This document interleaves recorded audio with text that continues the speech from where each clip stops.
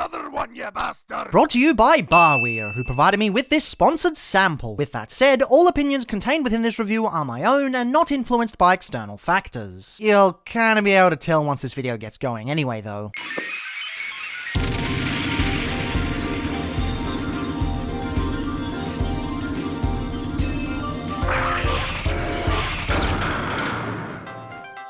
It's not often a single toy opens the door to a whole line. More often than not, novelty items get lost and forgotten in time. Most of the time that's not the intent, but it's hard to get a whole niche going. LEGO Optimus Prime, however, was one key exception to this. Of course, fans have already been making their own versions for decades, but when LEGO Prime hit the market, the doors for unofficial products flew wide open. There were many instances of those very fans being commissioned for projects. While there were some cases of theft, a lot of companies found it more worth their while to just go to the designer directly and ask for a tailor-made product. And from this, the market has exploded with a plethora of unofficial kits. Unfortunately, not everything is always as it seems. As is the case with every trend, there's always going to be instances where corporate greed delivers a truly heinous release. Perhaps that's to be expected, but let me tell you, I was not expecting anything like this. Greetings, Cybertronians, I'm DrLockdown, and today's diagnosis pertains to Custom 996, creator god of disaster and war, or known to most people as Nemesis Prime. Though, I reckon I'll just call him Disaster Prime because, yeah, this thing ain't so hot. So first we need a bit of an explanation on what this thing really is, because there actually isn't a lot of information out there on the interwebs. This here is what most people would consider an unlicensed brick set. Contrary to popular belief, it is not actually a knockoff. Well, sort of. People will point an innumerable amount of fingers at figures like these and shout, "It's not LEGO, so it must be a knockoff!" In actuality, LEGO no longer holds the patent for their specific style of interlocking bricks, though which year it expired seems debatable. I've seen evidence to both 1978 and 2011, and given I'm primarily a Transformers reviewer and not a brick one, it's a little outside my area of expertise for research. Point is, the patent is gone, and they're not getting it back in spite of multiple court cases. As such, any old company is perfectly in their legal right to make their own sets using the LEGO style of building block. This is why companies such as Fantasy, whose products I've covered twice before, are considered perfectly legitimate. They have the Astro Boy license, and their other projects are either also licensed or based on works in the public domain. Now with that said, the law only extends to the brick system itself. The sets that LEGO produces are still copyrighted material, so all of those Lepin products you see are still very much knockoffs. And in the case of Transformers sets like these, they still count as IP theft. So I suppose you could colloquially consider these third party, as they're not based on any existing figures, but they still use the IP without permission. Technically, like all third party figures, they're considered bootlegs, not knockoffs, but for the sake of my general Transformers fan audience, they're considered third party. Yes, third party isn't actually third party. It's just a colloquial term, but honestly doesn't matter. Now if you're new here, a quick explanation. I don't actually mind third party figures. I know the legal grey area they fit into, and I've enjoyed quite a few of them over the years. So if anyone is tuning in for the first time, firstly, welcome to die. And secondly, know that my criticisms don't stem from IP theft bad. I'm purely critiquing this figure from the standpoint of a standalone release. It's getting judged on its own merits, and right off the bat, things weren't looking good. My first exposure to this when opening the set was a big old pack of baggies with no box to put them in. At first I was a little confused and concerned. They weren't actually selling this without a box, were they? Turns out, no. Barweer unpacks these to save on shipping by default. Apparently you can choose an option for the original box to be included on the website though, so crisis averted there. Yeah, I know I throw out the original boxes anyway, but for postage it's always something I prefer to have included. Just keeps things from being damaged. After that though, I did breathe a sigh of relief, because one thing this set gets right is the bag numbering. Each satchel contains multiple smaller bags within, meaning you don't have to search around to find how many bags you need for each module. This might seem like something simple, I mean every LEGO set on the planet accomplishes this. Not always the case in the wider world of brick-based sets, however. This was my biggest criticism with the build for Fantasy's Astro Boy. It was quite a fun process overall, but you could never be sure how many bags you actually required at any point in time. And even when they did amend it on sets such as Hokusai's Wave, it was still a bit of a pain rummaging through everything.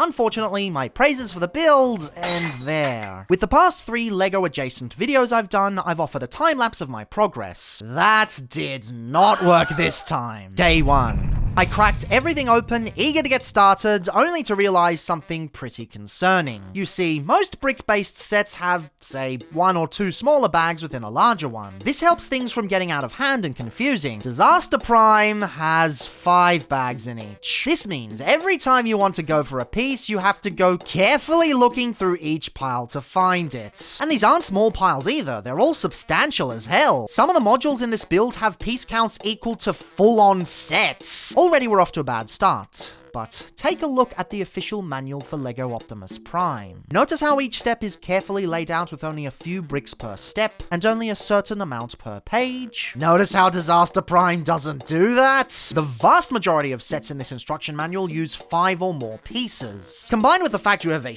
ton of bags to sort through for each module, this build becomes an absolute nightmare! My first attempt at building this behemoth practically gave me an aneurysm, especially when I realized my desk was far too small for this endeavor. I ended up giving up after half an hour because I knew this would be a multi-day affair, and I had to plan appropriately. You might call this a skill issue, but in my defense, this was the day after staying up for 48 hours to get a Diagnosis Insanity finished. I was tired as and I wasn't in the headspace for it. Bit of a problem stopping midway though. With this many small bags inside of larger bags, pieces getting mixed up leads to a pretty bad time. Returning to this behemoth on day 2 was, again, an absolute nightmare. Building the legs took forever, since I had left the bag half done and mixed up all the pieces. For the love of God, if you ignore my warnings and buy this figure anyway, do not stop mid-bag. You will hate yourself. It took me 3.5 hours to finish the legs. And it's not just because of the abysmal instructions. Well, it partially was, but in another way as well. See, when I stopped building for the night last time, I bookmarked the page with a sticker sheet. Turns out there are 2 sticker sheets sandwiched between the pages. Look, I appreciate they give you 2 in case you up, but because the instructions are so complicated and all look the same, I ended up building the left leg twice. When I realized what I had done, I was filled with an immense sense of dread. I spent ages fixing it, and when I was done, I was so frustrated I had to call it a night again. Day 3 didn't particularly go much better. The torso was okay, I suppose, but due to the way it's assembled, getting the torso to stay on the waist is borderline impossible. This involved disassembling and reassembling so many times getting it to work. 2 hours later, once again, I called it a night. The final day, nothing particularly frustrating happened, but at that point, the damage was already done. Thing is, at this point, a different feeling was emerging. It was less to do with frustration and more to do with dread. I had certain expectations going into this release, but as the arms and abdomen finally came together, realization struck. I ultimately chose this sponsored sample because I assumed it would be in line with my sensibilities as a toy collector. The closer I got to completion, the more I realized it was directly opposed. The camera did not capture the breakdown I had when I finally finished the build. It unfortunately ran out of memories 2 hours and 45 minutes into filming. I do know, however, that my final build stretch was approximately 5 hours. Far longer than any build before it. I built things pretty quickly. LEGO Optimus Prime took me approximately 2 hours to build, and the other 2 fantasy sets took about 240. This set took 9 hours! Part of that is due to the sheer volume of pieces. You get a whopping 3,568 of them. Thing is, even if you consider my fumbling of the legs at the beginning, the amount still doesn't scale correctly. LEGO Prime's piece count was roughly 1,200, and when you scale that up, this set should have taken only 6 hours tops. 3 of those hours remain unaccounted for. 3 of those hours are just me looking around from bag to bag, fixing things that got due to unclear instructions beyond the legs and correcting mistakes because each step asks you for so many pieces as is. There aren't a lot of LEGO sets with comparable piece counts to Disaster Prime here. Most fall well below the 2000s range or well above at 4000 or higher. The closest I could find was set 10181 Eiffel Tower, a set that is almost a decade and a half old. That set also uses fairly large piece counts per instruction, but 2 key things here. 1, each step is much more clearly laid out, so there's less confusion. And 2, this set includes very few specialty bricks. Most of what you see here is standard, so there's not much chance for confusion. With the amount of greebles and studs not on top techniques they cram into this thing, it ends up fighting the builder at every turn. If I had to guess, I think it's for one key reason. The Eiffel Tower has 3 booklets. Disaster Prime only has 1. My guess is the instructions are the way they are to cram this into a single booklet, thereby saving money on printing costs. I suppose given Transform Robot is essentially a third-party company, it sorta makes sense. Doubly so considering this set retails for $150 Australian, but the end result is clear either way. The build isn't fun at all. Ultimately, half the reason you'd purchase something like this is to experience the build process, and I cannot recommend this to any of my viewer base. It's an absolute nightmare, and from the outset, you'd just be better off building Lego Prime or designing your own Transformer. And that's before we even get into discussing the figure itself. Christ, we're not off to a good start, are we? But let's put that all behind us for a second. Let's leave that out of our center of thought and just focus on the end result. After all, some combiners are a nightmare to convert, but aren't so bad once you get there. The same might apply for brick-based sets. Well, in vehicle mode, things are actually looking okay. Disaster Prime turns into a mean as shit truck with possibly the most menacing bumper I've ever seen. This figure is supposed to be based on the Bumblebee movie, but due to the nature of its construction, it can't really accurately recreate that. It's not particularly close to the on-screen model, or even Studio Series 38 for that matter. Coincidentally, it shares a lot of DNA with the recent Core class, with its wide windows and thin grille. Despite being a wholly original design, it pulls it off exceptionally well. The best part would easily have to be the front, right below the windows. It's not particularly complex or anything, but the clearly defined bumper and monolithic grille make a statement. The transparent lights provide just enough breakup to make it interesting, and the silver is magnificent. Speaking of, the colors of all the parts do really well. There's a metric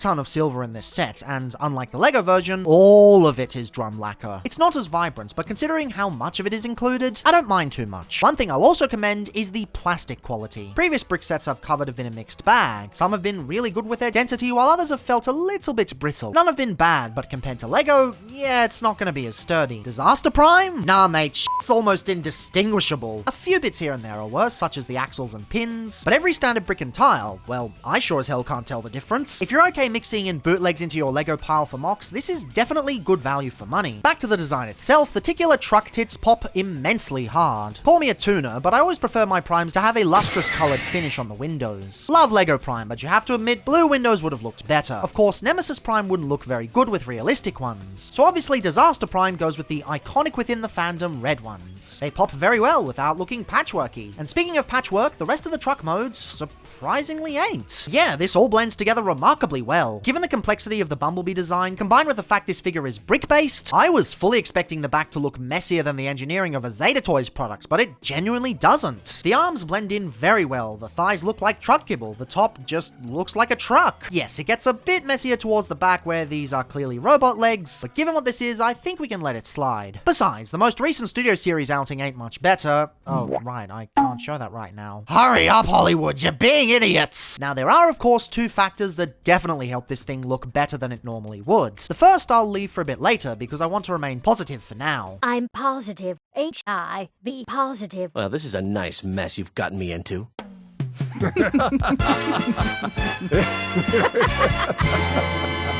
We're screwed. But the second is what I refer to as the black convoy effect. Often a problematic figure will be seen in a more favorable light when given a black deco. It doesn't always work, but it's worked enough times to the point where it's very much a thing. Of course, as it's applied here, Disaster Prime is going to look better than he would have otherwise. According to barweer, there was an Optimus version of this kit, but there's no evidence I've been able to find on the internet. Regardless, yes, this deco is doing a lot of the heavy lifting, but it's still decent. It's a mean as f truck that works with what it has. Hell, it's so good I didn't realize until I was writing this that is missing the turquoise typically associated with Nemesis Prime. Usually I get annoyed by this choice, but it oddly works here. And that's the sort of vibe this figure gives off. Logically, it shouldn't work. It should be a visual mess, taking a hella complex design and cramming it into a brick-based project. It's like doing a Legends figure of it. There should be sacrifices, and it's to be expected, but visually, there aren't. And I should be giving kudos for that.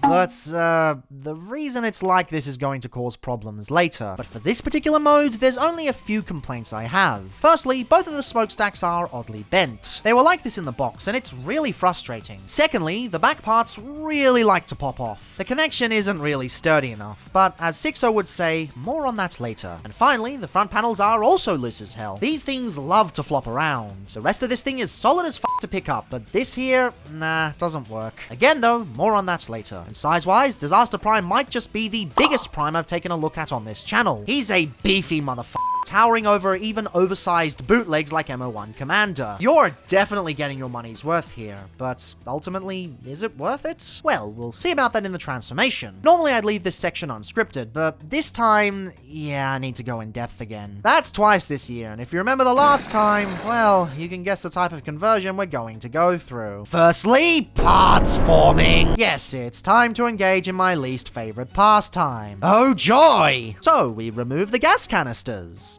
and the back panels, and the entire front of the truck, and the windows, and the trailer hitch, and this support piece. Excuse me, but what the f***? Can you explain to me what's going on here? You, do realize what a transformer is supposed to be, right? It's supposed to transform. This thing is basically a skeleton with parts that come off and rearrange themselves around it. Don't believe me? It's not just these 10 pieces that come off from truck to robot. You have to take off 19 pieces between modes. Some come off and go back on elsewhere, some only have purpose in one mode. Oh, and make that 20 because the head is actually stuck due to poor tolerancing on the neck joints. So you have to remove it between modes and reattach it. Oh, and even if the tolerances worked, there's no clearance for it to rotate. This is an absolute failure of a transformation. The whole point of a transformer, brick-based or no, is to engage with the engineering. Transformers are two toys in one that you switch back and forth at will. It's why Creo failed so hard, because of that stupid disassembly gimmick. At least those toys had the excuse of Hashtag's licensing agreements, where even within the same company, tangential products aren't allowed to convert, aside from collaborative projects. This here has no excuse, and don't you dare bring up the fact it's a brick-based release. We already have one that works perfectly, with no parts forming. Yes, you have the bumper, but that's entirely optional. I certainly never bothered. DrLockdown from the future here. I've got bad news for you. I'm afraid these aren't actually the modern versions of Creo. It's worse. I just realized this while I was editing. These are the modern versions of Built to Rule. What a wonderful idea! You make your incompetent sound like an achievement. And no, It's a Movieverse design is no excuse either. Fans have been doing them for ages with perfect results. It doesn't even do the cool kind of parts forming where it's baked into the identity of the figure, like Overlord or the parts forming fellows from the War for Cybertron trilogy. I know I'll get a lot of flack for my stance. Every time I talk about parts forming, I always do. Years after moving on, I'm still referred to as the cliff jumper guy, despite the fact I've covered way worse figures since. To this day, G.I. Joe fans still comment on my Megatron review claiming that all the faults are okay because it's not for Transformers fans but for Joe fans instead. Perhaps this time I'll get complaints from brick builders instead, but I just don't think that's fair. When you advertise something that is going to transform, you really should follow through with that. There are certain things you should expect from a Transformer, and brick-based or no, this is a Transformer. 1 or 2 mandatory parts forming chunks is bad enough, but this is a minimum of 19. This shouldn't be doing that. This should at the very least fundamentally work as a Transformer. But no, this is what you get without the parts forming pieces. A hollow shell of a thing with all the life sucked out of it. It's an unholy nightmare that makes the old G1 cigar look cohesive. It's a disaster. A god of disaster. A disaster piece. But I'll tell you who wasn't a disaster. Today's sponsor, barweer Toys. Yes, indeed, this sample was provided to me free of charge by barweer, an up-and-coming brick store specializing in alternative brands. This particular video has proven really difficult to make given my scheduling issues, but barweer has been patient the entire time, and I really appreciate it. It went from a short project to a full video to taking 2 months. It's been a bit, but they've given me free reign. Much appreciated. Regardless, barweer is a brick store specializing in Chinese brick sets, some bootlegs, some fully original. They have a wide selection of many themes, including, oh, look, it's those guys I've already reviewed on this channel. This sample was provided to me free of charge, though, to be honest, there are much better options on this site to take a look at. I haven't bought it, but this Gundam looks neat, and they got Star Wars sets, so they might be a good option. If anything tickles your fancy, use the code DrLockdown barweer for 13% off a single order. They have multiple warehouses for multiple regions, and as far as I know, the code should work in all of them. Once again, big thanks for not just the toy, but also the go-ahead to tear this thing a new one. Not a great toy, but genuinely a good sponsor, at least from my dealings with them. After you've applied all the extra biddlies, you're left with a robot mode that kinda does the same shit we saw in vehicle mode. Looks-wise, it's genuinely awesome, but get beneath the surface and you'll find it to be fundamentally opposed to what Transformers is. Not to mention structurally unsound. But first, the good. I have barely any complaints when it comes to how this looks. It is absolutely gorgeous. It essentially looks like Bumblebee Optimus Prime walked off the screen, then transformed into a Nemesis Prime Lego set. With only a few exceptions here and there, primarily in the forearms, he's remarkably accurate. The legs are monstrous, meaty yet slick, and greebled to absolute oblivion. You get all these little flourishes, like the gold highlights and the segmentation on the shin vents. The thigh greebling goes incredibly hard, reminding me a lot of the extra details on Fantasy Astro Boy. They're just big old meaty clompers, and they give him a real presence. Of course, the windows are basically the same, mean as ever, but the midriff provides some truly wonderful new layering. The build here is actually kind of interesting. It doesn't make sense for most of it, until you hit a certain step. It's once again the aha moment you'd normally get in a transformation, just transitioned to the build process. I just wish these were integrated into the design instead of, well, you know. The shoulders are about what you'd expect, all angular with that iconic side panel. And yes, your eyes do not deceive you, those are Decepticon symbols. The sheer balls of company transform robots. If something like this was more widely available in the West, he'd likely get Zeta Unicroned. The stickers on the set are actually alright. They're far more durable than the LEGO counterparts, though the print quality isn't as good. It's especially noticeable on the con symbols, where the outline is misaligned. They're also cut weirdly, so they don't blend in as well as they could. Bit of a shame, but hardly the worst case. And the head sculpt, or I guess the head build, it's alright I suppose. The stickering works well enough and the build is engaging. I guess my main issue is that it's just a bit too big compared to the rest of the body. It's not an accuracy thing, it's entirely a stylistic choice, and it almost makes him look super deformed. Doubly so with how big the eyes are. Of course, this is coming from someone who doesn't particularly mind printed eyes on brick-based Transformers. I'm fully aware of the backlash the official LEGO Prime got upon release. I find this a minor annoyance, but if this bothers you, then this is going to be a potential deal breaker, I imagine. Or it would be if it wasn't for the fatal flaw. Yes, Disaster Prime wasn't just content to annoy us with his lackluster conversion, it just had to f*** us over in the robot mode as well, with perhaps the worst articulated figure I've seen all year. Yes, you heard me right. It's not that it has articulation that doesn't work, it just doesn't have any. Head rotation? No. Joint in there is so tight it gets nothing. The shoulders are on universal ratchets, but outwards gets a grand total of 10 degrees. So much for taking the fight to them. Can't do shit. Universal elbows work alright, but no wrist swivel. Bruh, these are already parts forming pieces. You already cheated. Why not at least let you swivel these? Then you have the waist, which actually works alright. For now. Remember how I said the axles were noticeably more brittle than the rest of the pieces? Well, combined with how much stress is put on the torso when rotating it, I'm half expecting the damn thing to snap a week or two from now. Please survive filming. Please survive filming. Please survive filming. Then you have the legs, which, oh dear God, what have they done? Front skirts, beautiful, look wonderful, work wonderful. Ankle tilts, pretty good, not perfect, but they get the job done. They even engineered knees in there. It's not much, but they're there. Something he does better than LEGO Prime. All the bells and whistles are here, but what's the point when the rest of the legs have nothing? No hip articulation, no thigh articulation, no nothing. You get forward leg motion facilitated by the conversion, and that's it. They've added all the extra flourishes, but you can't make use of them because the basics are completely missing. How are you supposed to use an ankle tilt without literally bending the plastic outwards? We are literally dealing with Generation 1 levels of articulation here. After all the bullshit parts forming we had to endure, they couldn't even give us a properly posable figure?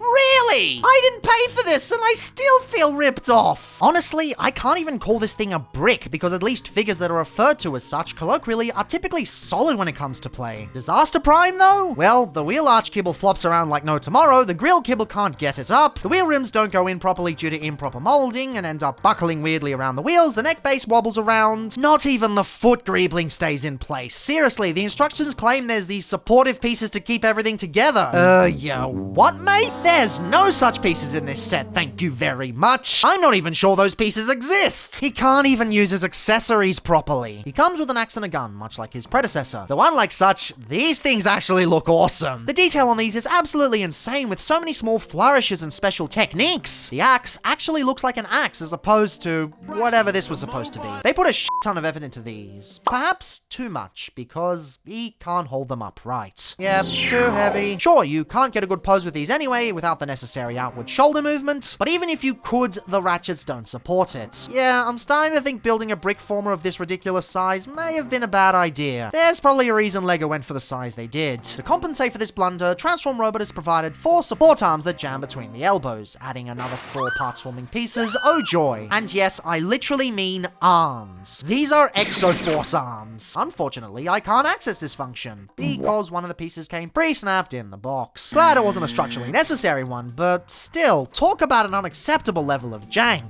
Other accessories and functions include a plaque, which sadly is a sticker instead of printing. It also uses the annoying legally distinct Decepticon symbol instead of the hashtag one. And it also depicts LEGO Prime, not Disaster Prime. Okay then? Kudos to giving us 2 language options, but they clearly didn't put much effort beyond that. Revenge is an excuse for failure. I will not seek revenge. What does that even mean? That's probably machine translated, right? And finally, the Matrix Chamber opens up to reveal a comically large Matrix. I don't know, it really just seems overkill, and without it being removable, it just seems like the point is lost. I know a lot of people are getting tired of constant Matrix use, but on a figure of this size, I reckon make it removable or just don't bother. Still, at least it lights up, I guess. It's basically just a full blast torch with barely any blue tone to it, but at least until the battery runs out, it's something neat, I guess.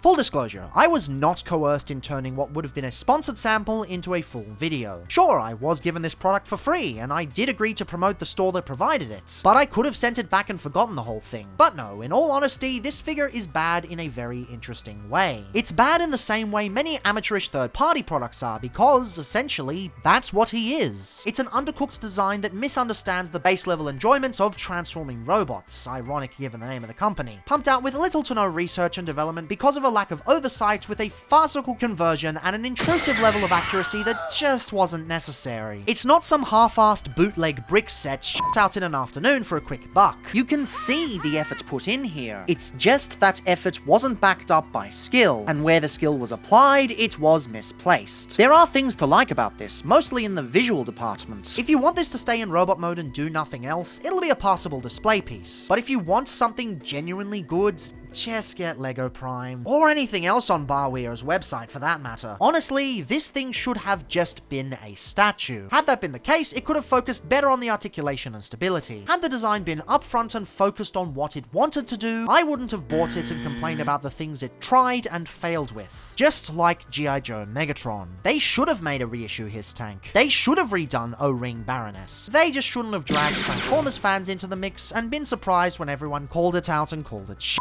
In terms of sheer value for money, you're definitely getting the parts count. If you want some bricks for your LEGO bin, it'll definitely do you well. I may even dismantle this for that purpose. Currently undecided. But if you want this for the sake of being a toy, stay away. Make your own for that matter. Chances are, it'll probably turn out better than this. But as always, fan and public consciousness is a conversation, so drop your thoughts on the potential for unlicensed brick-based Transformers below. Do you think there's a possibility for them to do well in the future? Should companies avoid the concept entirely? Will I ever get a sample designed by Alan Yap or Chris Roach? Probably not. Big thanks to barweer for providing me with this sample, being patient with me, and letting me go to town on this thing with my usual honesty. And as always, remember, there's a context for everything. Till next time.